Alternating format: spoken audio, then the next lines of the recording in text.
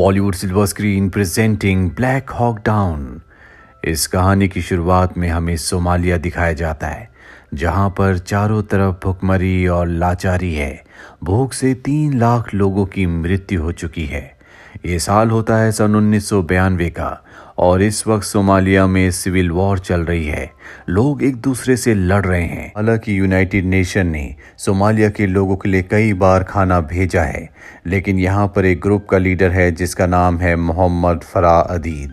वो कभी भी खाने की चीज़ें आम लोगों तक नहीं पहुँचने देता। इसके लोग पहले सभी तरह की एड पर अपना कब्जा कर लेते हैं और यही कारण है कि यहाँ चारों तरफ त्राही-माम मचा हुआ है।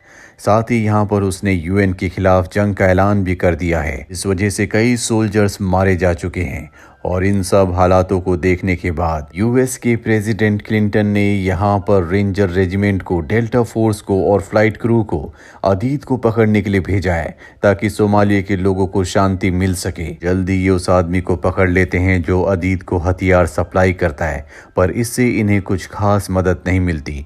अगर इन्हें सोमालिया में शांति चाहिए तो इन्हें अदीद को और उसके खास लोगों को मारना होगा। अब इन्हें इन्फॉर्मेशन मिलती है कि अदीद के 2 खास एडवाइज़र वो मार्केट में आने वाले हैं। इन्हें पकड़ना बहुत ही ज़रूरी है और आज तारीख होती है 3 अक्टूबर सन 1993। जनरल प्लान बनाते हैं कि किस तरह से इन दोनों को पकड़ना होगा। इस मिशन का नाम रखा जाता है मिशन टेम्पल।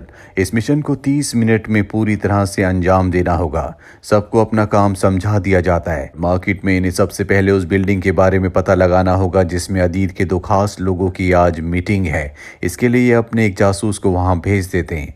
अब क्योंकि मिशन आधे घंटे का ही होता है, इसीलिए जितने भी सोल्जर्स होते हैं वो ज्यादा से ज्यादा हथियार और गोला बारूद लेते हैं। कोई भी नाइट विजन ग्लासेस या खाने की सप्लाई नहीं लेता। जल्द ही इनका जासूस इन्हें बता देता है कि मार्केट की कौन सी बिल्डिंग में अदीद के 2 खास लोग मीटिंग कर रहे हैं और अब ये 160 सोल्जर्स, इसमें से अधिकतर गाड़ियों में होते हैं और कुछ लोग ब्लैक हॉक हेलीकॉप्टर में, ये सब के सब मार्केट की तरफ बढ़ चलते हैं।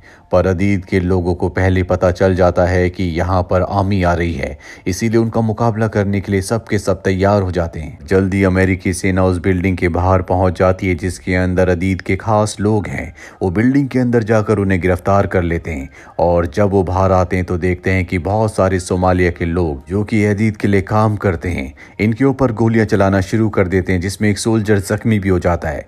बाकी के सोल्जर उसे गाड़ी तक पहुंचाते हैं। हालांकि यूएस के सोल्जर सभी लोगों को, सभी कैदियों को गाड़ी में बैठा देते हैं, पर यहाँ से निकलना इतना आसान नहीं है क्योंकि अदीद के लोग इन पर लगातार गोलियां चला रहे होते हैं। इससे यूएस का वो सोल्जर शहीद हो जाता है जो गाड़ी के ऊपर लगी हुई मशीन गन से अदीद के लोगों के ऊपर हमला कर रहा था। साथ ही ऊपर जो ब्लैक हॉक हेलीकॉप्टर होता है जो इनकी गाड़ियों के साथ चलकर इन्हें कवर दे रहा होता है, उस पर भी अदीद के लोग हमला करते हैं और वो क्रैश होकर शहर के बीचों बीच गिर जाता है। इसमें सोल्जर फंस जाते हैं क्योंकि चारों तरफ अदीद के लोग हैं।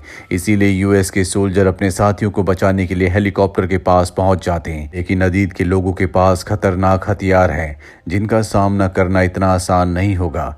वो अमेरिकी सैनिकों के ऊपर लगातार गोलियां चला रहे होते हैं।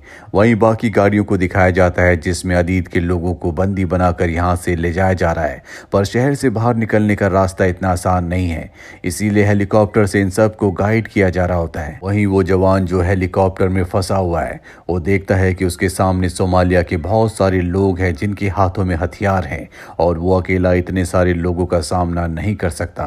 वहीं दूसरे सोल्जर को दिखाया जाता है जो अपनी जान बचाने के लिए घर के अंदर चला जाता है। जल्दी उसे एहसास हो जाता है कि ये घर नहीं बल्कि स्कूल है, क्योंकि वहां पर एक टीचर और कुछ बच्चे होते हैं जो उसे देखकर डर जाते हैं। इसीलिए वो पिछले दरवाजे से निकल जाता है, पर जैसे ही वो बाहर जाता है वो फिसल कर गिर जाता है। वो देखता है कि उसके सामने एक आदमी और एक बच्चा है, उनके पास भी हथियार होते हैं। बच्चा उस पर गोलियां चलाता है लेकिन वो इतना ट्रेन नहीं होता, इसीलिए गलती से वो अपने पिता को ही मार देता है। जो देखकर वो घबरा जाता है और अपनी गन फेंक कर अपने पिता के पास जाता है। इस मंजर से हमें पता चलता है कि सोमालिया के हालात कैसे हैं। उन बच्चों के भी हाथ में गन है जिनके हाथ में कलम होनी चाहिए। वहीं कुछ सोल्जर वापस अपने बेस में पहुंच जाते हैं। इनके साथ कुछ कैदी हैं और कुछ जख्मी सिपाही भी हैं। वो उन्हें बेस पर छोड़ने के बाद वापस अपने साथियों को बचाने के लिए निकल पड़ते हैं। ये मार्केट में हमें क्रैश हुए ब्लैक हॉक हेलीकॉप्टर के पास उस सोल्जर को दिखाया जाता है जो जख्मी है।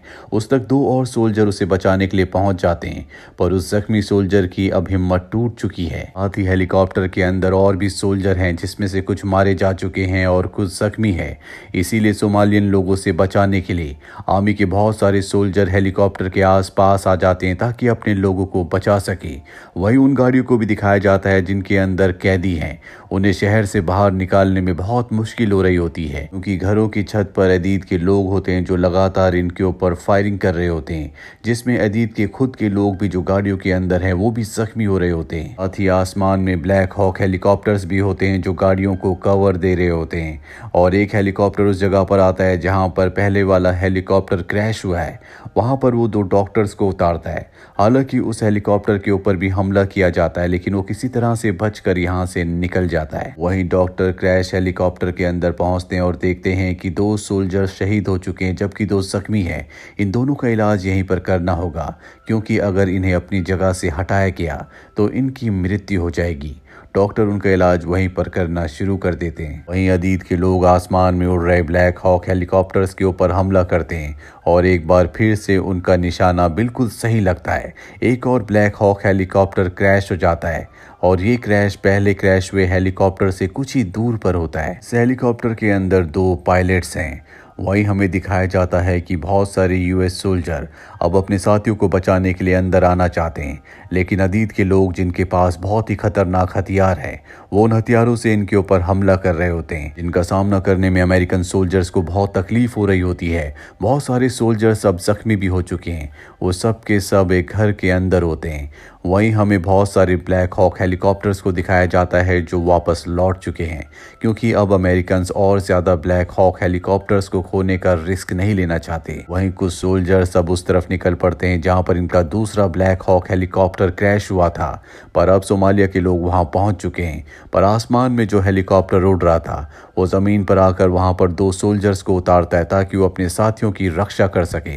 उनके आगे बहुत सारे अदीद के सोमालियन लोग हैं। वो उन पर गोलियां चलाते हैं, और जब वो हेलीकॉप्टर के पास आते हैं तो देखते हैं कि दो में से एक की मृत्यु हो चुकी है और दूसरा जो पायलट है उसकी टांग की हड्डी टूट चुकी है। इसीलिए वो उस पायलट को निकाल कर एक घर के अंदर ले जाते हैं और खुद दोनों के दोनों बाहर आ जाते हैं ताकि वो सोमालियन लोगों को रोक सके। हालांकि ये ऑपरेशन मात्र आधे घंटे का था, लेकिन अब यहाँ पर इन्हें कई घंटे हो चुके हैं और अंदर जितनी भी गाड़ियां होती है वो भी अब शहर से बाहर निकल रही है। पर अमेरिकन सोल्जर्स अब भी शहर के अंदर फंसे हुए हैं। इसमें वो जख्मी पायलट भी है जिसका प्लेन दूसरे नंबर पर क्रैश हुआ था, जिसकी मदद के लिए दो सोल्जर्स नीचे आए थे। वो दोनों के दोनों सोल्जर्स अदीद के लोगों का सामना कर रहे होते हैं, पर जल्द ही अदीद के लोग उन दोनों को भी शहीद कर देते हैं और वो अंदर आ जाते हैं जहां पर पायलट है। वो पायलट को मारने वाले होते हैं कि अदीद के लोग यहाँ पर आ जाते हैं और कहते हैं कि अदीद ने इस पायलट को जिंदा पकड़ने के लिए कहा है ताकि हम अमेरिका की गवर्नमेंट से इस पायलट के बदले सौदा कर सके। वहीं दूसरी तरफ जनरल को दिखाया जाता है जो कंट्रोल रूम से सबको कमांड दे रहा होता है। वो पाकिस्तानी आर्मी जिनका बेस आसपास ही होता है उन्हें कहता है कि तुम्हें अपने सोल्जर्स को यहाँ पर भेजना होगा। पाकिस्तान की आर्मी कहती है कि हमें इसमें कुछ वक्त लगेगा। वहीं वो हेलीकॉप्टर जो सबसे पहले क्रैश हुआ था उसके अंदर सोल्जर्स का इलाज चल रहा होता है। चारों तरफ उसके जो सोल्जर्स होते हैं वो उस हेलीकॉप्टर को प्रोटेक्ट कर रहे होते हैं, और तभी एक सोल्जर के पैर पर गोली लग जाती है। उसका खून बह रहा होता है। उसे मेडिकल ट्रीटमेंट नहीं दिया गया तो उसकी मृत्यु हो जाएगी, लेकिन आसमान में कोई भी हेलीकॉप्टर नहीं है जो उसकी मदद के लिए नीचे आ सके। इसीलिए वो सोल्जर को एक कमरे में ले जाते हैं, उसकी ब्लीडिंग को बंद करने की कोशिश करते हैं, पर इससे पहले कि वो उसकी ब्लीडिंग को बंद करते उसकी भी मृत्यु हो जाती है। वहीं जनरल प्लान बनाते हैं कि अब जो इनके सोल्जर शहर के अंदर फंसे हुए हैं वो रोशनी जलाकर ये इशारा दे कि दुश्मन कहाँ पर हैं। ये अपने हेलीकॉप्टर्स को वहां पर भेजेंगे और सभी दुश्मनों को मार देंगे। साथ ही अब पाकिस्तान की आर्मी भी यहाँ पर पहुँच चुकी है और अब शहर के अंदर जहाँ पूरी तरह से अंधेरा हो चुका है, वहाँ पर जो सोल्जर्स फंसे हुए हैं वो अपने हेलीकॉप्टर्स को अपने लोगों को इशारा देते हैं कि कहाँ कहाँ पर सोल्जर्स हैं, और आसमान में जो उनके ब्लैक हॉक हेलीकॉप्टर्स उड़ रहे होते हैं वो अदीद के लोगों के ऊपर हमला करते हैं, जिससे उसके कई सारे लोग मारे जा चुके हैं। पाकिस्तानी आर्मी जो इन लोगों को यहाँ पर रेस्क्यू करने के लिए आई है वो भी शहर के अंदर पहुँच चुकी है। वो बहुत सारे जख्मी सोल्जर्स को और जो सोल्जर्स यहाँ पर छुपे हुए हैं उन सबको गाड़ियों में बिठाकर यहाँ से निकलने लगती है। घरों की छत के ऊपर जो सोमालियन लोग हैं जो अदीद के लिए काम करते हैं वो इनके ऊपर लगातार हमला कर रहे होते हैं। गाड़ियाँ पूरी तरह से भर चुकी है क्योंकि वो लोग जो शहीद हुए हैं, वो लोग जो जख्मी हैं और जो बचे हुए सबको गाड़ियों में भर दिया गया है। अब भी कुछ ऐसे सोल्जर्स होते हैं जो गाड़ियों के पीछे पीछे चल रहे होते हैं क्योंकि गाड़ी में अब उनके लिए जगह नहीं है। वो लगातार आगे बढ़ रहे होते हैं और सोमालियन लोग उनका पीछा कर रहे होते हैं, पर किसी तरह से वो शहर से बाहर निकलने में कामयाब हो जाते हैं। जल्दी सब के सब अपने बेस तक पहुंच जाते हैं। बेस तक पहुंचने वाला हर एक सोल्जर खून से लथपथ होता है। हालांकि ये ऑपरेशन इतना बड़ा नहीं था, पर यह ऑपरेशन इतना बड़ा बन गया जिसमें अमेरिका के 19 सोल्जर्स मारे गए और 1000 से भी ज़्यादा सोमालियंस मारे गए, जिसमें ऐसे भी कुछ लोग थे जो पूरी तरह से निर्दोष थे। वापस आने के बाद अब एक बार फिर से कुछ अमेरिकन सोल्जर्स वापस जाने के लिए तैयार है क्योंकि अदीद अब भी जिंदा है, वो पकड़ा नहीं गया। साथ ही हो सकता है कि अब भी कुछ अमेरिकन सोल्जर्स अंदर हो।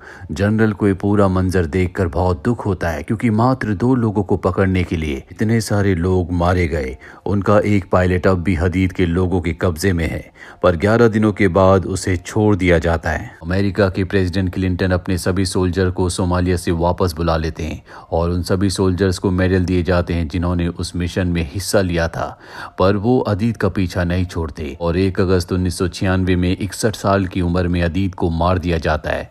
दरअसल सोमालिया में ये 2 कम्युनिटी के बीच में वॉर थी, जिसमें से एक कम्युनिटी को अदीद लीड किया करता था, इसीलिए वो दूसरी कम्युनिटी पर अत्याचार करता था, उन तक कोई भी खाने पीने की चीज नहीं पहुंचने देता था और इसी वजह से 3 लाख लोग मारे गए। ये सोमालिया में घटी सच्ची घटना पर बनी फिल्म है। उम्मीद करते हैं कि इस फिल्म की कहानी आपको पसंद आई होगी।